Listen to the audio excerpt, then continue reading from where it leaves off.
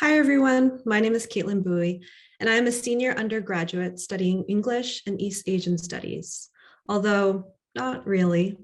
I find that these categories often fail to describe exactly what I'm talking about when I talk about my research. I say I'm studying English when what I really mean is literature, even art. And I say that I'm studying East Asian studies when what I really mean is Southeast Asian diasporic studies. In other words, I am academically situated in a state of in-betweenness. And this in-betweenness, this inability to name, this discomfort, all these things motivate and move my thesis. Over the past year, I have been studying post-war Vietnamese diasporic memory making through storytelling. That is a huge jumble of words that basically boils down to how does storytelling, the act of telling stories to others and to ourselves, how does that allow us to reimagine the history we often fail to understand, or the history we never can completely understand? Unlike history and literature, storytelling and imagining make things personal. They're intimate. So how do they allow us to cope with, to claim, and to create memories, even memories that are not ours to begin with? And here, of course, I'm talking about personal accounts of Vietnamese history after the war that ended in 1975. These accounts are laced with loss and trauma, memories hidden but also recycled over and over, like jagged stones that are softened by river currents over time. In my work, I am drawn to the processes of memory making, even more than the memories themselves, and especially to what Marianne Hirsch calls post-memory, which is, quote, the relationship that the generation after bears to the personal, collective, and cultural trauma of those who came before. If we're using the rock as a metaphor for memory, then I'm interested in what happens to the rock, the memory, when someone picks it up.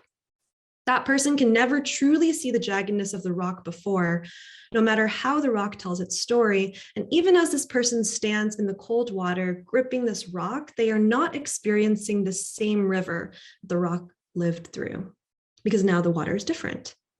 The only thing this person can do to understand the personal history of this rock is to imagine, even if they know that their imaginings are not quite real. But humans are not rocks, and they create things in order to share the memories, the stories, and the imaginations they have, and also to relate themselves to their personal histories. In my research, I look at comics, books, articles, interviews, art, as mediums of memory making for post-war diasporic Vietnamese individuals. It's a fancy term to reference people like myself. I am part of what Marianne Hirsch would call the post-memory generation. I and my cousins and friends did not experience what Americans call the Vietnam War and what the Vietnamese called the American War. We only imagine it. But we imagine it over and over, and oftentimes we imagine it wrongly. We even know we're imagining it wrongly, but we can't help it. They're so colorful, so real, we can almost touch them. I call these imaginations imagined memories, used to cope with the anxiety and ethics of inheriting a past that is not and will never be really ours. My post generation inhabits the present and the past in the same way I inhabit the fields of English and East Asian studies, with an in-betweenness, an inability to name, and year upon years of unspoken discomfort. So in my work, not only do I seek to understand Vietnamese diasporic storytelling and the ways its evolutions affect personal identity and a kind of reclamation power, I also celebrate the non-knowing that comes with creativity and conversation. And we must undertake these processes of discovery because, as Bell Hooks writes, we're still there differently than those before us, but there, otherwise known as here. As humans and not rocks, our timelines talk to each other, as do our histories and our memories. We are not bound by the past, by war, or by a certain prescribed history. In fact, we reclaim those spaces when we share ourselves with each other, especially by way of storytelling. Storytelling makes my imagination your imagination.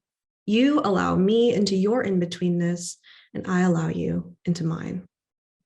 When I interviewed one of my cousins in his house, the same house my grandparents once lived in, he said, "We kind of made it our own kind of space." Thank you to the Cogut Institute and my colleagues here, and especially to those who cultivated space for me so that I could grow up to make my own. Thank you to my parents and aunts and uncles and cousins and friends who are most probably watching. Thank you.